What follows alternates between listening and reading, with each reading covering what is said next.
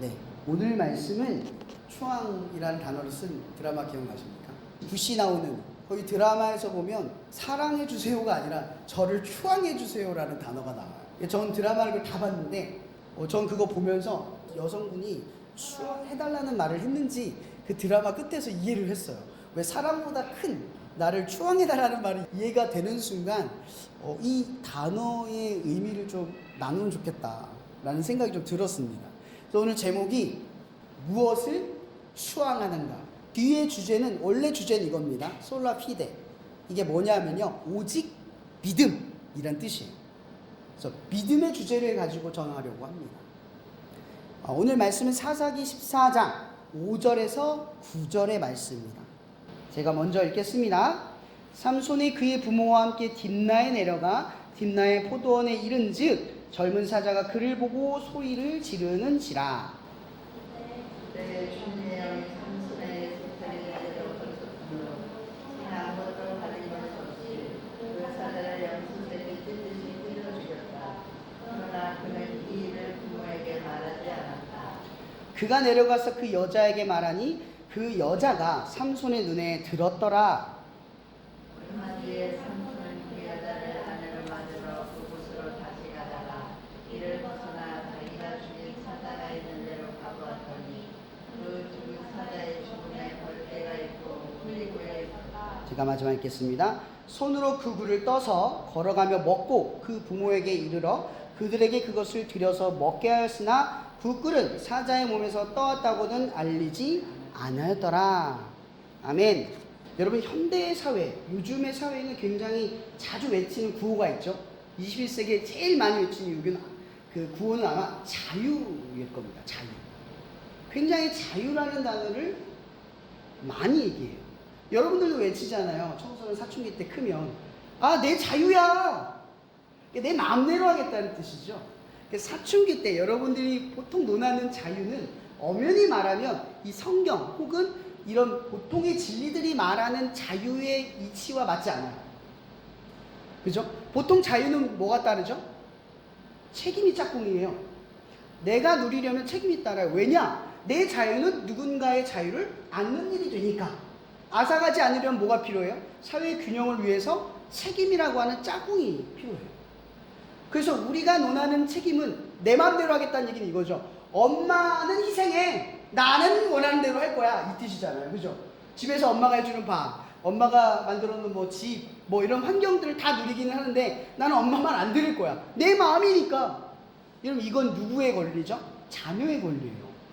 부모에게 이 자녀는 마땅히 이렇게 해도 된다라는 걸 알죠. 근데 이걸 타인에게 행한다면 어떻게 돼요? 야, 너는 왜 그따위로 사니? 넌 너밖에 몰라? 그럼 관계가 충돌이 되거나 어려움이 생겨요. 그러다 보니까 요즘 이 사회의 전반에 깔려있는 또 다른 주제들이 있어요. 뭐냐? 차별과 편견이라는 말이죠. 이 슬로건이 굉장히 많이 걸려요. 요즘 남혐과 여혐, 그죠? 뭔가 이렇게 서로를 갈등을 만드는 이 모든 문제들이 엄연히 말하면 차별과 편견 때문에 일어난 문제예요. 그래서 이거를 없애자는 이야기를 굉장히 많이 하죠. 실제로 이 미국에서 제일 많이 구호하는 게 뭐예요? 인종차별을 없애자. 더 나아가 남자, 여자 모든 걸 없애자. 차별을 다 없애자. 이거잖아요. 이런 차별을 없앤다는 게 나쁜 건가요? 나쁜 거예요? 안 나쁜 거예요. 차별을 없애는 건 나쁘지 않아요. 그죠? 근데 문제는 이거죠. 차별을 갖는 사람을 나쁘게 보는 게 나쁜 거죠. 여러분들 차별 안 하는 사람 혹시 있어요? 여러분 여기 중에? 다 차별해요. 나한테 좀 잘해주면 내가 더 잘해주는 사람이 분명히 있어요. 그거 차별이잖아요. 여러분 중에 차별을 안 하는 사람 한 명이라도 있으면 그거는 거짓말이에요. 우린 다 차별하고 살아요. 편견이 없는 사람 있어요? 이런 문신 막 이렇게 하고 있는데 여러분 카레를 딱 떠서 주면 맛있게 먹겠어요? 떨려가지고 먹겠어요? 여기 칼빵 쭉 있으면 무서워서 얼굴 쳐다보겠어요? 못 보잖아요. 근데 이런 것들은 편견이에요. 그러니까 인간이라고 하는 건 뭘 갖추고 있냐면 차별과 편견이 내재돼 있어요. 이게 없는 사람이 없어요. 근데 문제는 이거예요. 차별과 편견을 없애는 건 중요하지만 차별과 편견을 지니고 있는 사람에 대한 이해도 필요한 거죠. 근데 이 사회는 어때요? 기계적 차별과 기계적 편견을 요구해요. 당연히 그렇게 생각을 하래요. 그래서 어렸을 때부터 그렇게 가르치려고 해요. 편견을 아예 없애버리고 차별은 아예 없는 거라고, 차이가 없는 거라고 가르쳐버리죠. 근데 이게 무슨 큰 문제가 되는 줄 아세요? 이런 기독교의 논리에서 사람들이 많이 착각하는 게 있어요. 이런 기독교는 공장이 아니잖아요. 그죠? 모든 그리스도인들이 똑같아요. 저랑 건우가 똑같아요. 같은 그리스도인인데 다르잖아요. 저는 풋살 잘 못해요. 근데 건우 잘해요. 전 수영 물 못 떠요. 수영 잘 뜨잖아요. 차이가 있어요. 수영을 잘하는 그리스도인이 있고 수영 못하는 저도 있어요. 각자의 개성을 가진 그리스도인들이 형성이 되는 거죠. 이런 것처럼 내재되어 있는 연약함, 뭐 죄성, 내재되어 있는 삶의 스토리, 이런 것들은 다 다르지만 우리는 뭐라고 불러요? 우리 자신을 그리스도인들이라고 통칭하죠. 근데 그러니까 그리스도인들이 유일하게 세상을 대할 때 차별과 편견을 맞서는 사람들이 되는 거예요. 왜? 우리는 예수의 이름이 차별과 편견을 넘어서는 근거가 되니까요.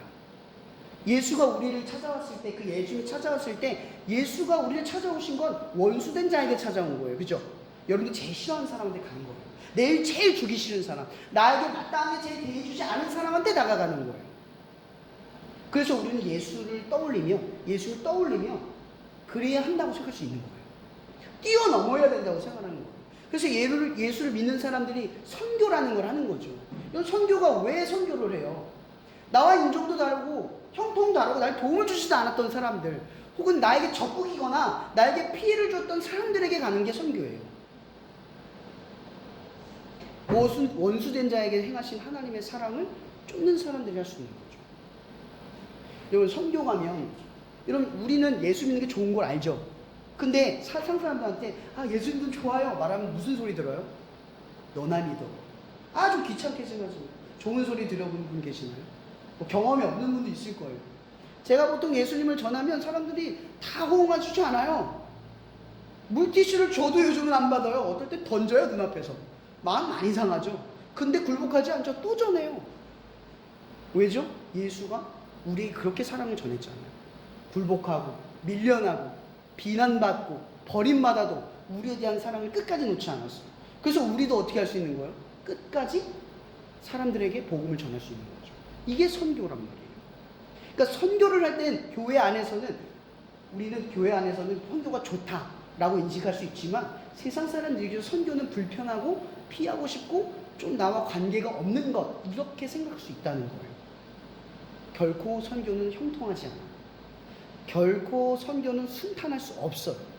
무언가의 저항에 부딪히고 무언가의 마음의 유혹과 미혹, 혹은 마음의 상처를 입을 수밖에 없는 게 선교라는 방향이라는 거죠.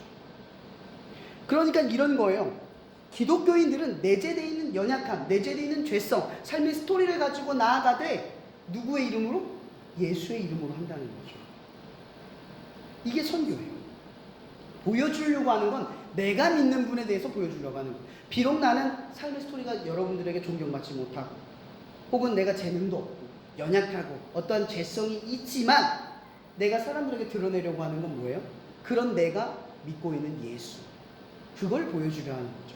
선교는 목회자, 그러니까 선교사의 위대함을 보여주려고 하는 길이 아니에요. 고행의 길을 보여주는 게 아니죠. 부족하고 연약한 이 적막한 곳에서 왜 저 사람이 저러고 있는지를 보여주려고 하는 거예요. 누구 때문에 왔는지를 보여주려고 하는 거죠. 내가 누구 때문에 콜링을 받았는지, 내 너머에 있는 어떠한 분이 내가 하는 일을 통해 드러나길 바란다는 거죠. 제가 이 얘기를 왜 자꾸 얘기하냐면, 여러분, 요한복음 8장 32절에 이런 말이 있어요. 진리가 자유케 하리라. 이런, 진짜 여러분 진리가 자유합니까? 예수 믿는 게 편해요? 예수 믿으면 여러분의 삶에 분란과 교장과 불편함이 없나요? 직장 생활 해보시면 알잖아요. 예수 믿는 거 드러내는 순간 술 가지고 위협하는 사람 되게 많아요. 꼭 날 무너뜨려요. 전 느꼈어요. 사회생활에서 많이 경험했기 때문에. 담배 다 피워. 자기들끼리 얘기해. 나는 친구가 없어요.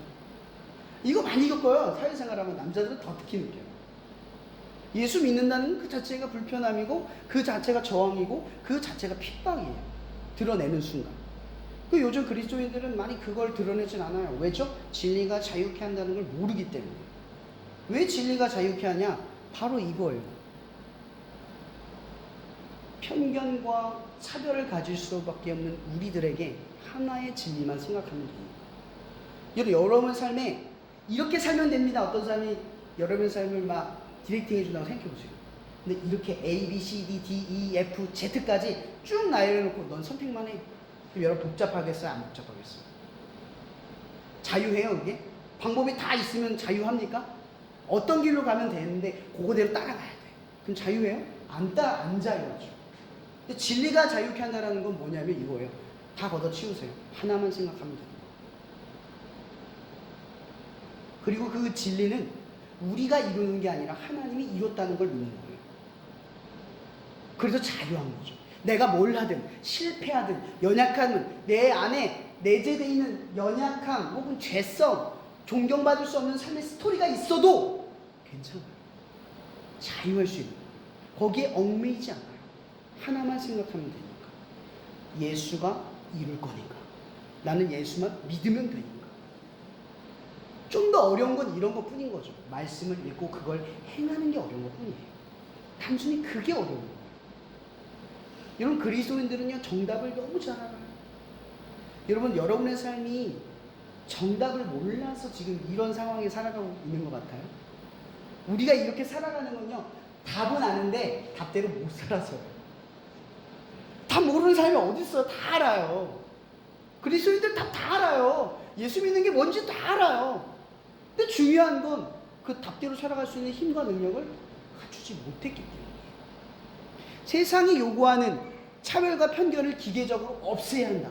아예 생각조차 하지 않아야 한다. 그런 인간들이 되어야 된다. 그런 세상이 되어야 된다는 생각은 굉장히 잘못됐다는 거예요. 여러분도 편견이 어떻게 생겨요? 삶의 경험으로 생기는 거예요. 내가 어떤 사람을 만났는데 그런 사람의 종류들이 나에게 어떤 피해를 줬어. 또는 어떤 사람의 종류들이 나에게 좋은 이익을 줬어. 그러면 우리는 살면서 뭘 갖춰요? 경험적으로 사람을 볼 때, 어떤 행동을 볼 때, 어떤 태도를 볼 때, 저 사람 좋은 사람, 이 사람은 나쁜 사람. 저 사람 나한테 유익을 줄 사람, 이 사람 나에게 유익을 주지 않은 사람으로 구분하게 하죠. 이건 뭘 의미하냐면 운동선수들이 재능이 있으니까 운동을 하는 거잖아요. 근데 야구를 잘하는 사람이 농구를 잘하나요? 물론 잘하겠죠. 근데 농구선수만큼 못하잖아요. 그렇다는 건 운동선수들의 재능은 각자의 자기의 스포츠 영역에만 특출한 거예요. 근데 그 특출하기 위해선 재능 가지고는 안 되죠. 연습을 해야 돼요. 근데 이 연습이 왜 중요하냐? 연습을 많이 할수록 반사신경이 생겨요. 이런 인터뷰 영상 혹시 야구 인터뷰 영상 본 적 있어요? 인터뷰 아나운서에게 인터뷰하고 있으면 갑자기 야구공이 실수 날라오잖아요. 그럼 그 투수가 딱 잡잖아요. 이거 왜 이렇게 되는 것 같아요, 야구 선수들은? 눈으로 안 봤는데 어떻게 되죠? 이게 반사신경이에요. 뇌과학자들은 알거든요. 뇌과학자들은 뇌에서 몸을 전달해서 몸이 움직인다 이렇게 말하지 않아요. 몸에서 신호를 보내서 뇌가 전달을 받기도 전에 몸이 움직여요. 그래서 뇌과학이 오류가 그거예요. 뇌가 전부가 아니라는 거죠, 인간은. 온몸이 뇌예요, 온몸이. 온몸이 나를 움직이는 거예요. 황새원은 뇌가 아니에요. 뇌와 몸, 모든 것이 하나가 될 때 황새원이에요. 여러분의 객체도 그런 거죠.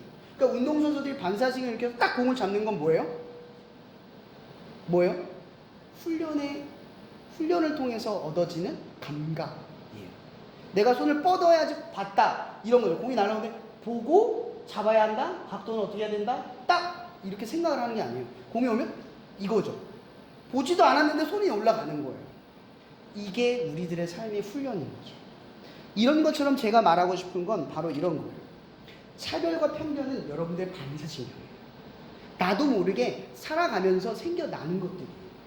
그 사람마다 차별하는 수위가 달라요. 제가 아는 그리스도인들은 물신하는 분들도 있어요. 담배 피우는 그리스도인들도 있어요. 물론 그러면 안 되는 게 좋지만 술 먹는 그리스도인들도 있어요.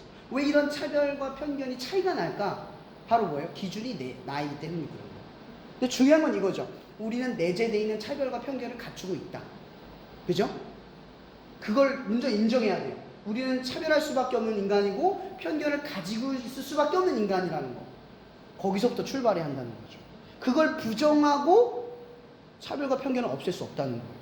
근데 이 세상이 기계적 차별과 편견을 없애는 건 뭐예요? 그런 걸 애초부터 가르치지 말래요. 그걸 갖는 건 나쁜 마음이래요. 그것부터 갖지 말라는 거죠. 그건 뭐냐면 이거예요. 개성도 갖지 말라는 거죠. 생각도 하지 말라는 거예요. 나라는 존재, 자아를 형성할 수 없게 만드는 거죠. 여러분, 자아라는 건 어떤 기준이 나도 모르게 생겨나는 것들이에요. 경험에 의해서. 그럴 수밖에 없는 존재예요. 제가 이 얘기를 반복해서 이야기하는 건요, 바로 이것 때문에 그래요. 여러분, 나시린의 뜻이 뭐예요? 나시린. 나시린. 여러분, 나시린은 현대어로 말하면 그리스도인들을 의미하는 거예요. 나시린의 뜻은 드리는 사람이에요. 자기의 의지를 따라 나를 하나님께 드리는 사람. 로마서 12장 1에서 2절은 산제물로 드리라. 분명히 로마서에 바울은 말하죠. 그리스도인들은 드려지는 사람들이에요. 삶을 드리기 위해서 살아가는 사람들이에요. 그래서 나시린의 이야기를 나눌 때 우리는 이 나시린이 곧 우리들의 이야기라는 걸 기억해야 돼요. 이 나시린은 성경의 민수기에서 그 법이 나오잖아요. 근데 여기서 보면 이 나시린의 의미는 자신을 드리는 게 핵심이에요. 내가 드려야 돼. 내 의지로. 내가 의지로 드리지 않으면 나시린이 아니에요. 내가 예를 들어서 건우한테 너 하나님께 드리는 삶 살아. 이렇게 강제할 수 없는 거예요. 근데 이것도 믿음이랑 똑같죠. 믿음은 가르쳐 줄 수는 있는데 강제할 수는 없어요. 자기가 스스로 가야 돼요. 그래서 이 믿음을 가르치는 게 어려운 거예요. 그냥 공부를 가르치는 건 머리로 이해하고 습득하면 되잖아요. 근데 믿음은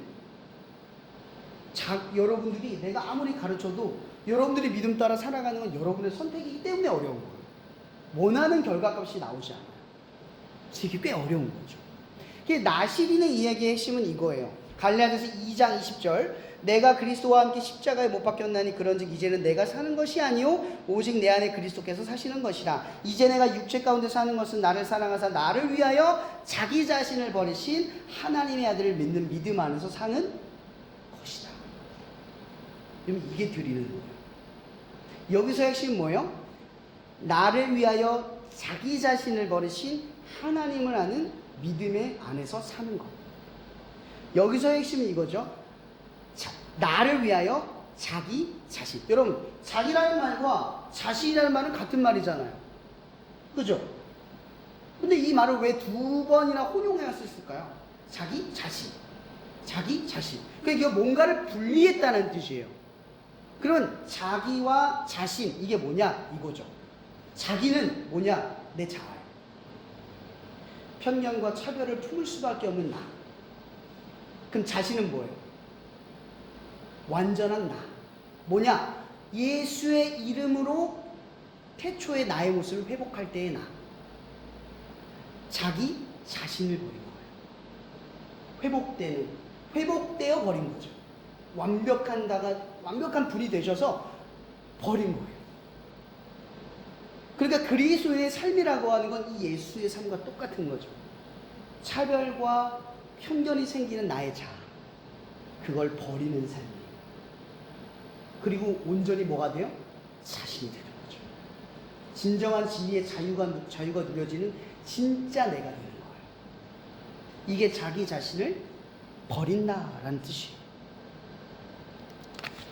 그럼 이렇게 보면 이 나시린의 핵심은 민수기에서는 뭐라고 설명하냐면 포도주를 먹지 말고 삭도를 대지 말고 부정한 것을 행하지 말고 그 죽은 것의 사체를 만지지 말고 여러 가지 쭉 나열을 해요.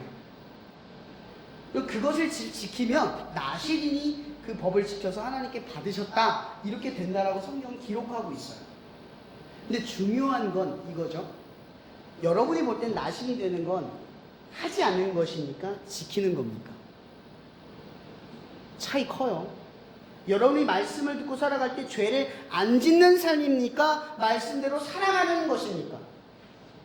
기독교인들이 많이 착각해요. 이 기독교를 억압의 종교로 사람들이 인식하는 이유는 뭐냐면 자꾸 하지 말라고 느껴요. 근데 성경은 하라고 이야기를 하는 거죠. 하지 말라고 하는 건 죄이지만 죄를 하지 말라는 게 아니에요. 제가 아이들에게 많이 가르치는 게 있어요. 다리를 꼬는 애들한테 다리 꼬지 말라고 절대 말 안 해요. 웬만하면.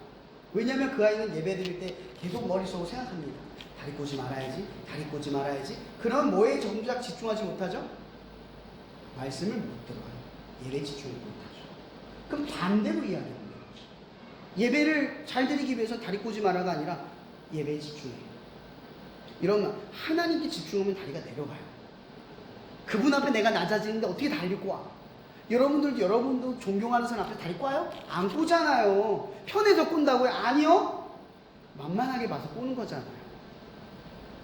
제가 이걸 폄하하는 게 아니라 이것이 기독교의 진리라는 거예요. 예배를 지키는 게 중요한 거지 예배를 위해 안 하는 것들이 있는 게 우리의 목적이 아니라는 거죠. 죄를 멀리하기 위해 예수를 믿는 게 아니라 말씀을 따르다 보면 죄가 떠나는 거예요. 마치 물 안에 다른 물을 꾸정물 안에 깨끗한 물을 부으면 결국 깨끗한 물이 되는 것처럼 하나님 말씀대로 살아가는 삶을 계속 부으면 우리 안에 꾸정물이 다 빠져나가는 거예요. 이게 핵심이라는 거죠. 근데 오늘 말씀에 보면 이런 말씀이 있어요. 뭐냐면 삼손이 오늘 길을 가다가 사자와 맞대면하게 됩니다. 근데 그 사자를 성경에서 뭐라고 얘기하면 염소를 찢어버렸대요. 죽인 게 누구예요? 삼손이야. 삼손이 죽였어요. 여러분 나시리는 죽은 것을 만지면 안 돼요. 죽였어요. 여기는 괜찮아요. 죽이고 갔어요. 어쩔 수 없잖아요. 나에게 이렇게 덤벼 날 죽이려고 하는데 자기 방어를 한 거죠. 근데 그 다음에 길을 걷는데 그 사자의 시체에 뭐가 생겼어요? 뿔이 매달렸어요. 뿔이. 자, 그러면 여기서의 문제. 그럼 삼손이 길을 걷다 꿀을 받는, 여러분 우리가 볼 때 꿀 흔하죠. 그러니까 꿀이 맛있는 거라 생각 안 해요. 근데 옛날에 설탕이 없었단 말이에요. 그럼 단 것은 오직 꿀에서만 공급받을 수 있는 거예요. 그죠? 옛날에 할머니 할아버지 아실 거예요. 그죠? 할머니 할아버지는 저기 다락방에 몰래 그 구석에다 꿀통을 숨겨놔요. 청이라고 하죠. 청. 그거 몰래 먹잖아요. 뒤지기 맞아요. 진짜로. 전 맞아봤거든요. 할아버지만 우리 몰래 이렇게 떠먹는 거예요. 그만큼 꿀이 맛있는 거예요. 그 당시에. 그러니까 삼손이 지나가다 꿀을 발견했는데 이거 엄청 맛있는 거예요. 귀한 거란 말이야. 그러니까 꿀을 먹고 싶은 이 삼손의 심리는 우리가 볼 땐 여러분 지금 먹고 싶은 게 뭐가 있죠? 그걸 떠올리세요. 그거만큼 맛있는 거예요. 뭐 랍스타만큼 맛있는 거죠.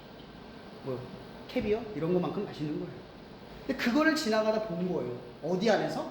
사자의 시체 밑에서 뼈 위에 걸려있는 그 꿀통을 발견을 한 거죠. 근데 문제는 이거예요. 나시리는 뭘 만지면 안 되죠? 죽은 사체를 건드리면 안 돼요. 부정한 것이기 때문에. 근데 오늘 삼손이 길을 걷다가 그 꿀통에다가 손을 집어넣고 꿀을 마음껏 떠먹어요. 아, 기분이 너무 좋아요. 아무도 안 보고 있어요. 꿀을 떠먹어. 나시리는 삼손. 그리고 어디로 가요? 집으로 가요. 근데 성경의 오늘 기록에 자세히 보세요. 여러분 이거 읽어본 분들 중에 이 부분이 왜 중요한지를 모르고 넘어간 분들 많을 거예요. 오늘 성경 본문에 이런 말이 있어요. 뭐냐면 제가 읽어드릴게요.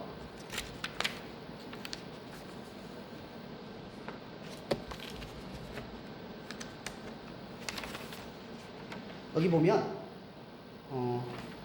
손으로 그 꿀을 떠서 걸어가며 먹고 그의 부모에게 이르러 그들에게 그것을 들여서 먹게 하였으나 그러니까 부모님에게도 이걸 먹인 거예요. 그 꿀이 사자의 몸에서 나왔다고는 알리지 않았다. 여러분 이게 왜 위험한 줄 아세요? 진짜 위험한 이유가 뭐냐면 여러분 삼손은 외면적으로는 지켰지만 내면적으로는 그렇게 살 수 있는 사람이었던 거예요. 여러분들 여기서 좀 의문 생기지 않아요? 삼손이 자기 의지로 나시린이 된 거 아니죠? 그죠?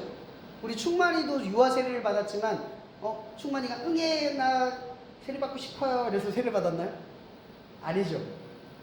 부모님이 받은 거예요. 이러면서 사실 이 나시린은 자기 의지로 드려야 나시린이 되는 거잖아요. 그러면 삼손 나시린이 아닌 거예요. 그죠? 근데 왜 나시린이라고 이야기하냐면 바로 이것 때문이에요. 왜냐하면 이 삼손이 나시린에게 드린 이거는 이거예요. 이 유아세례 사실은 아이를 위해서 하는 게 아니라 부모를 위해서 하는 거예요. 왜 하죠? 나는 이 아이를 어떻게 해요? 그리스도인으로 길러내겠습니다. 부모의 결단과 선포예요. 그래서 유해세례를 하는 거예요. 그럼 삼손이 나실이 된 건 뭐예요? 부모의 사명이라는 거죠. 뭐냐면 민수기에 보면 이런 말이 있어요. 뭐냐면 신명기 6장 7절에 내 자녀를 부지런히 가르치며 집에 앉았을 때든지 길을 갈 때든지 누워있을 때든지 일어날 때든지 이 말씀을 강론할 것이며 너는 또 그것을 손목에 메어 기호로 삼고 내 미간에 붙여 표로 삼고 내 집 문설주와 바깥문에 기록할지라. 이게 뭐예요? 모든 하나님 믿는 백성들은 자녀들에게 하나님의 자녀로 양육하는 사명과 역할을 부여받았다라는 거예요. 그러니까 삼손이 나실인이 될 수 있었던 건 바로 이 부모의 사명과 연결이 돼 있었다는 거죠. 그의 아버지 마노아와 그의 아내가 이 삼손을 뭘로 길러내고 있는 중이라는 거죠? 나실인으로 길러내는 거예요. 하나님의 자녀로 길러내고 있었다라는 거죠. 근데 삼손이 이 부모의 뜻을 몰랐어요? 알고 있었어요. 근데 알고 있었는데 뭐예요? 문제는 이거죠. 삼손은 지켰어요. 지키는 삶. 하지 않는 삶도 아니었어요. 지키는 삶이었어요. 뭐만 지키는 삶? 나중에 드릴라에게 이야기하잖아요. 그의 진심이 드러나요. 뭐예요? 그 진심이 이거예요. 여호와가 자기를 떠난 줄은 몰라. 근데 그 힘이 사라진 이유가 머리카락이 잘렸기 때문이다 라고 생각을 해요. 그러니까 삼손이 나실인으로서 하나님의 자녀로서 하나님의 백성으로서 중요하게 여긴 건 딱 하나, 머리카락을 안 자르는 것 뿐이라는 거죠. 이것만 지키는, 이거 뭐예요? 머리카락 안 자르는 거 뭐예요? 외형적으로 그리스도인이라는 거죠. 교회를 다니면 사람들이 뭐라고 말해요? 너 예수 믿는구나 이렇게 얘기하죠. 겉으로는 삼손도 나실인이었다는 거예요. 전혀 사람들이 깨달을 수 없는 모습으로 살아갔지만, 개판으로 살아갔지만 뭐예요? 나실인이었다는 거죠. 이런 우리들의 그리스도인들의 삶의 문제가 뭔지 아세요? 외면적으로는 다 그럴싸하게 살아가요. 근데 내면을 관리하지 않아요. 이 내면을 관리하지 않는 거, 그럼 그런 생각 안 들어요? 정말 삼손이 머리카락을 지켰기 때문에 하나님이 그의 능력을 빼앗지 않은 걸까요? 하나님, 여러분들이 하나님의 자녀인데 지금 재앙을 곧장 내리지 않는 건 그래도 무언가 하나님을 위해서 살아가고 있기 때문에 그 재앙이 일어나지 않는다고 생각하세요? 아니에요. 성경은 오직 은혜를 이야기를 하지 자격과 조건을 이야기하지 않아요. 우리가 하나님의 재앙에서 이렇게 자유롭게 살아갈 수 있는 건 딱 하나, 베드로가 이야기했던 전후서의 이야기예요. 오래 참았기 때문에. 하나님은 자비하시고 은혜가 넘쳐서 우리에 대하여 오래 참으세요. 그의 목적은 단 하나, 우리를 구원하셔서 우리와 함께하고 싶기 때문에. 벌이 목적이 아니라 우리를 구원하는 게 목적이라서 참아요. 그러면 삼손이, 보세요. 삼손이 이렇게 나실인으로서 아무것도 지키지 않는 삶인데도 하나님이 그를 관용하고 기다려주고 지켜줬던 이유는 뭘까요? 능력을 앗아가지 않았던 이유는 뭘까요? 그를 구원의 길로 끌어가려고 오래 참으셨던 거예요. 삼손이 머리카락을 안 잘랐기 때문이 아니라 우리가 하나님을 뭔가를 했기 때문에 지금 이렇게 살아가는 게 아니라는 거죠. 하나님의 목적은 분명하세요. 우리와 함께하기 위해 모든 걸 견뎌내고 참으세요. 이게 어디 나와요? 고린도전서 13장 사랑장에 나오잖아요. 사랑은 오래 참아. 기억나세요? 물에 행하지 아니야. 하나님은 우리에 대하여 이런 거예요. 삼손이 나실인이지만, 우리가 그리스도인이지만, 우리가 이렇게 그리스도인을 살아감에도 있어서 하나님의 말씀도 잘 지키지 않고 하나님대로 살아가지 않고 내 뜻과 내 목적, 헛된 우상을 반복해 꿈꿈에도 불구하고 하나님이 삼손의 삶 혹은 우리의 삶을 앗아가지 않는 건 그의 은혜라는 거예요. 이걸 기억하세요. 은혜.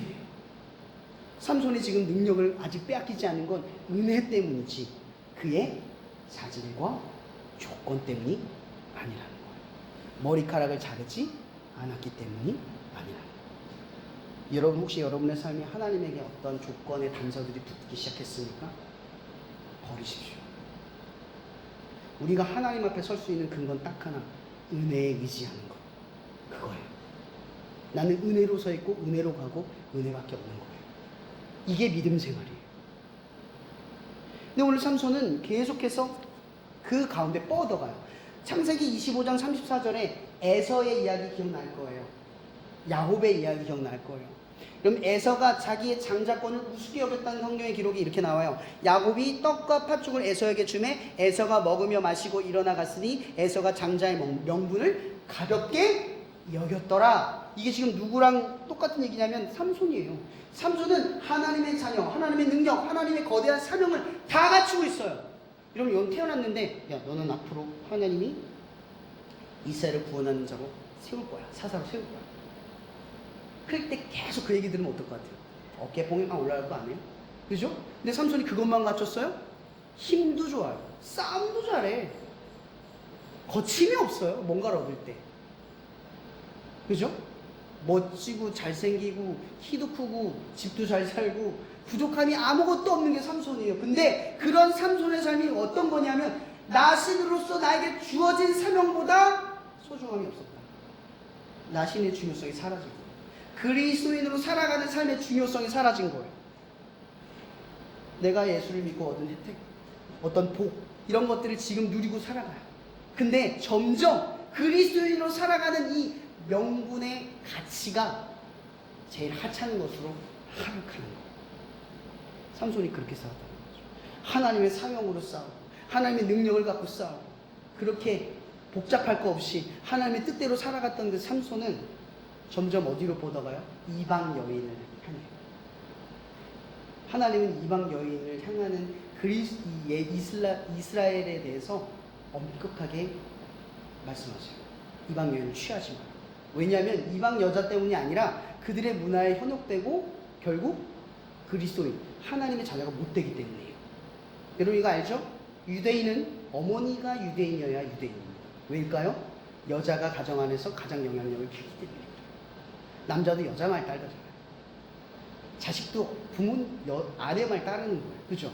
그렇기 때문에 이 하나님도 여자의 중요성을 가정에서 가장 크게 바라보셨어요. 그래서 이방 여인을 취하지 말라는 거예요. 근데 결국 이 삼손이 어디로 뻗어가요? 이방 여인으로 뻗어가요. 그럼 저는 이제 여러분들에게 조금 두려운 말씀을 전합니다. 하나님은 언제까지 참으실까요? 여러분 하나님은 끝까지 참으세요. 이건 변함없어요. 두려워하지 마세요. 문제는 우리 쪽에 있어요. 언제냐? 이런 다윗의 이야기 말씀 기억할 겁니다. 사무엘 하의 11장 2절에 이런 말이 있습니다. 저녁 때에 다윗이 그의 침상에서 일어나 왕궁 옥상에서 거닐다가 그곳에서 보니 한 여자가 목욕을 하는데 심히 아름다워 보인지라. 왜 갑자기 다윗이 여자를 보게 됐을까요? 여러분 다윗은 사울에게 쫓겨다닐 때 광야에서 그렇게 쫓겨다닐 때 누구만 봤어요? 누구만 봤어요? 하나님만 봤어요. 광야를 돌아다니면서 그 굴에서 쭈그리고 있을 때도 하나님 봤고 어떤 산에서 안착하려 들 때도 하나님 보고 떠났어요. 자기에게 찾아오는 사람들이 나에게 어깨가 올라서 이제 나에게 힘이 생겼다 안주할 순간에도 하나님을 봤다고요. 그때 다윗이 어느 순간 여자를 보게 돼요. 근데 이거 대수롭지 않은 일이잖아요. 근데 성경은 이걸 왜 기록했을까? 보았다. 눈, 제가 예전에 얘기했죠? 눈은 방향을 가리키는 거예요. 다윗이 이제 하나님을 봤던 삶에서 점점 어디로 옮겨져 가요? 세상으로 가는 거예요. 세상에 좋은 것들, 보기 좋은 것들, 이거 선악과잖아요. 먹은 집도 하고, 먹은 집도 하고. 자꾸 여러분들의 삶에 하나님보다 그런 것들이 보이기 시작하는 거예요. 여러분들 이렇게 얘기할게요. 여러분 위기가 갑자기 찾아오나요? 절대 그렇지 않아요. 그리스도인들의 위기는 외면적으로 아무 이상이 없을 때 찾아오는 게 아니에요. 저 사람 갑자기 왜 저러지? 아니에요. 어디서 또 무너지죠? 내면. 내면이 무너지기 시작할 때 위기가 찾아옵니다. 여러분 내면, 예를 들어 거짓말 한 번 해요. 여러분 거짓말 한 번 하면 사람들이 거짓말 한 번을 크게 여겨요? 안 여기잖아요. 여러분 예를 들어서 바늘 하나 훔쳤다고 봅시다. 바늘 뭘 알아요? 사람들 훔치는 거? 제 옛날에 그 문구점 가가지고 볼펜 하나 훔쳐봤는데 몰라요. 지우개 훔쳐도 몰라요. 근데 그렇게 선취하고 가다가 돈통에 있는 돈을 가져오면 어때요? 죄의 양이 전과 다르죠? 그럼 이 사람의 위기는 어디서 시작된 거예요? 바늘 하나를 시작한 거예요. 다윗이 갑자기 예쁜 여자, 보암직도 하고 먹음직도 한 그것들을 바라보기 시작했다는 건요, 갑자기 이런 게 아니에요. 왜냐면 이 말씀이 이런 거예요. 다윗이 왕이었잖아요. 근데 어떤 전쟁을 하다가 죽을 뻔한 위기가 생겨요. 근데 그 뒤에 또 수하들이 그래요. 다윗이여, 전쟁에 나가지 마십시오. 당신이 죽으면 이스라엘이 망합니다. 이런 말을 하니까 다윗이 그러면 안 되는 거잖아요. 하나님이 왕으로 세웠어요.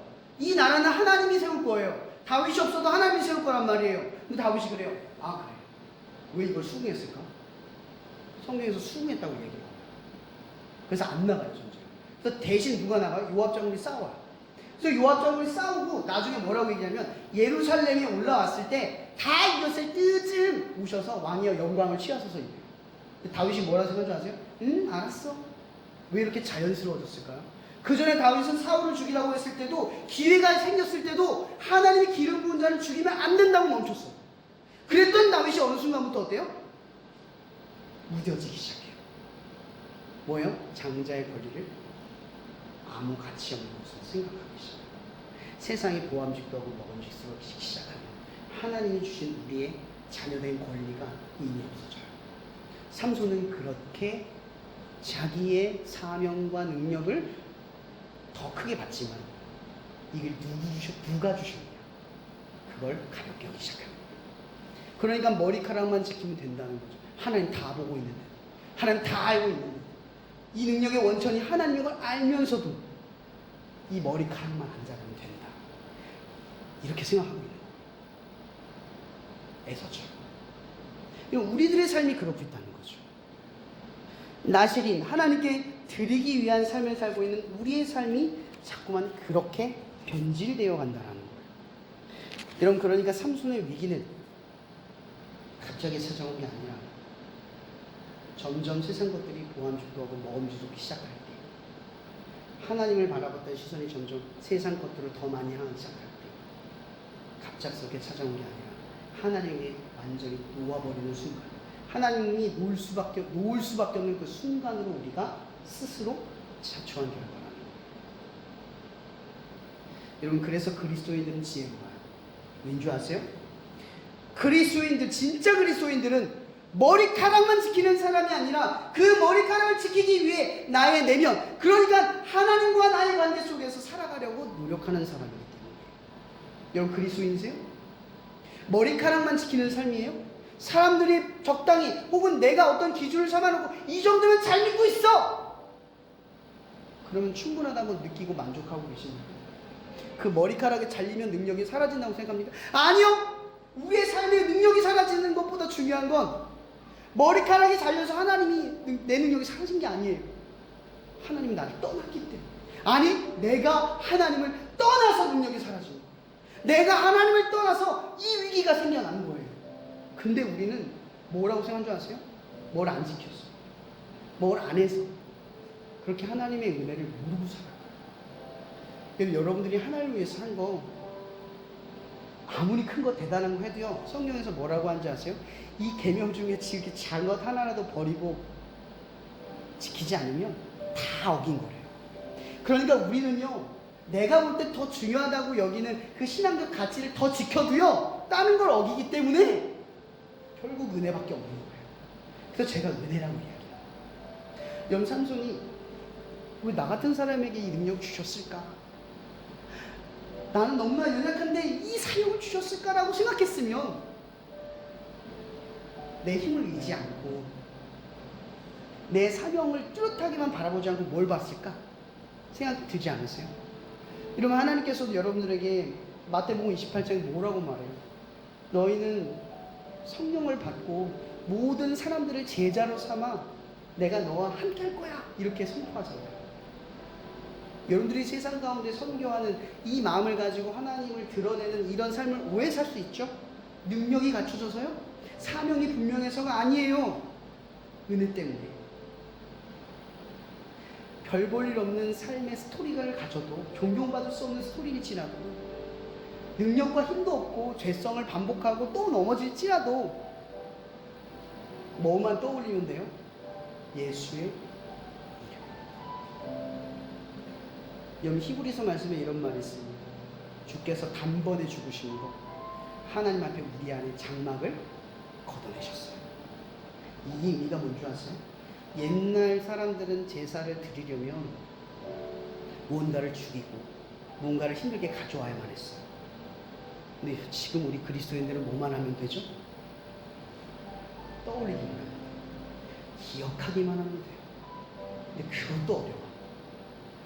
모든 걸 쉽게 만들어줬더니 우리는 그걸 가치 있게 보는 게 아니라, 언제든지 꺼내 쓸 수 있게 바라보는 게 아니라 흔하고 흔한 것들로 폄하하기 시작한다는 거죠.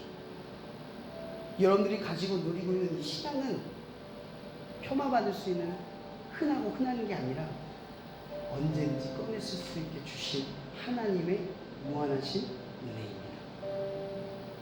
여러분, 오늘 삼손의 이야기를 들으며 두 가지만 기억했으면 좋겠어요. 그리고 기도했으면 좋겠어요. 같이 기도할게요. 하나님, 우리는 머리카락이 잘리면 내 삶의 능력이 사라지거나 고난이 찾아온다고 믿었어요.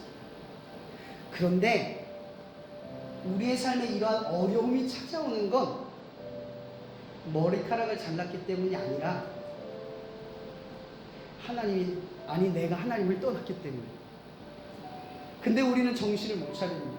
하나님을 떠나고 있는 삶인데도 점점점 멀어지고 점점점 떠나고 있는데도 나는 돌아가려고 하는 게 아니라 그 떠남을 같이 그냥 너무나 흔하고 쉽게 방치하고 내버려두고 보완죽도 하고 먹음직스러운 것들을 향하여 걷는 내 자신을 바라보며, 하는 시간 내가 보완죽도 하고 먹음직스러운 걸 바라보고 쫓는 게 있다면 깨닫게 하셔서 멈춰서게 하시고, 이제는 나의 능력이 머리카락을 자르지 않는 데서 오는 것이 아니라 여호와를 떠나지 않는 삶에서 오는 것임을 다시 한번 선포하며 주여 한번 부르고 기도하며 나갔으면 좋겠습니다. 기도하시겠습니다. 주여! 하나님, 나는 자꾸만 세상에 보기 좋은 것, 세상 누리고 싶은 것, 하고 싶은 것에 쫓기며 살아갔음을 싫다고 고백합니다. 내 안에 있는 차별과 편견 혹은 누군가를 미워하고 원망하는 이 죄악된 감정들을 나는 인정하지 못했습니다. 너무나 기계적으로 예수를 믿었고 너무나 당연하게 그렇게 하고 있다고 내 자신을 자기 거짓된 자기 기만으로 확신했습니다. 나는 그런데도 머리카락을 지키고 살아간다고 믿었습니다. 이렇게만 살면 나는 잘 믿고 있다는 거짓 확신에 휩쓸려서 하나님을 떠난 줄도 모르고 하나님을 떠났는데도 느끼지도 못하는 무감각한 정말 죄악된 모습으로 내가 살아왔음을 고백합니다. 하나님, 내 능력은 머리카락에서 나오는 게 아닙니다. 내 능력은 은혜 없이 나오는 것이 하나도 없습니다. 나는 오직 은혜로만 내 능력이 있고 은혜 안에 내 사명이 있고 은혜 안에 내 삶이 있음을 고백합니다. 하나님, 이 시간 내 머리카락을 바라봤던 두 눈에서 이제는 하나님과 함께하는 삶을 바라보는 내 삶이 되도록 이 시간 옮겨주시옵소서. 나의 지계석을 옮겨주시옵소서. 하나님의 경계선 안으로 옮겨주시옵소서. 내가 결단코 하나님을 떠나지 않겠습니다. 모두가 하나님을 떠난 자리일지라도 나는 떠나지 않겠습니다. 나를 지키시고 양육하시고 인도하여 주시옵소서.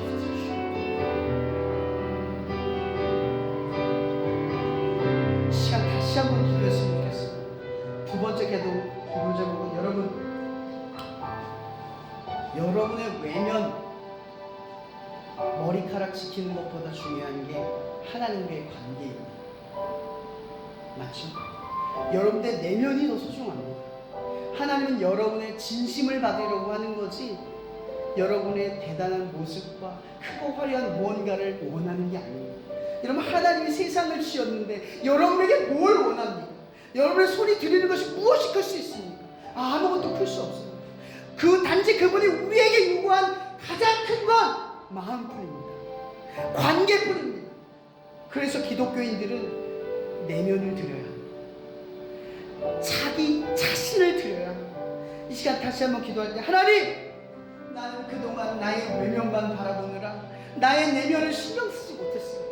하나님이 받으실 수 있는 나의 마음을 신경 쓰지 않고 그저 사람들이 나를 보기에 혹은 내 모습이 하나님의 영광되기만을 바라며 그렇게 노력만 시간 다시 기도할 때 하나님, 나 이제 하나님과의 관계 그것을 떠나지 않고 하나님과 함께하고 내 내면을 살펴보시고 나의 죄악을 살펴보시고 내 연약함을 굽어보시고 내 죄성 가운데서도 오래 참으셔서 나를 인도하시는 그 은혜로운 그 내면을 바라보시는 그 하나님을 바라볼 수 있도록 이 시간 내가 다시 한번 내 내면을 바라보시는 주님께 내가 달려오겠노라고, 하나님께 하나도 감출 수 없는 나의 삶을 하나님께 맡겨드리겠다고 이 시간 다시 한번 주여 한번 부르며 기도하며 나갔으면 좋겠습니다. 기도하시겠습니다. 주여.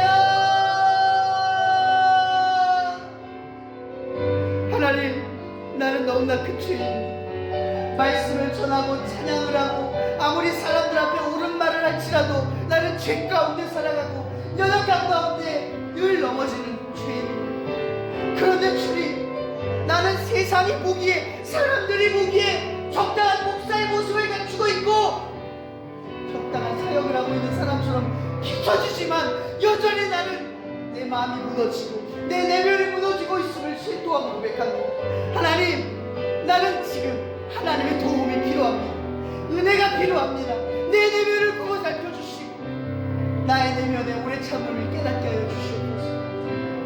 내가 잘해서 이러한 모습으로 살아가는 게 아니라, 내가 잘나서 이러한 삶을 살아가는 게 아니라, 나는 지금 나의 죄의 반복됨에서도 오래 참고 나의 연약함 속에서도 이래를 버리지 않으시는 하나님의 은혜로 이 자리에 서 있음을, 내 내면을 꾸며 살피셔서 나의 모든 연약함과 죄를 덮으시는 날마다 하나님의 긍휼 가운데 살아가고 있음. 그렇게 나의 삶은 하루하루 더할수록 하나님의 은혜가 커져만 가고 하나님의 은혜가 필요해지고 하나님 없이 살 수 없는 그런 복된 삶을 살아갈 수 있도록 이 시간을 축복하여 주시옵소서.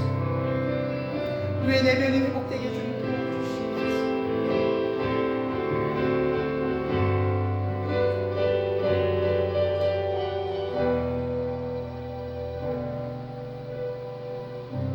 이 시간도 우리의 연약함과 타락한 죄성 가운데서도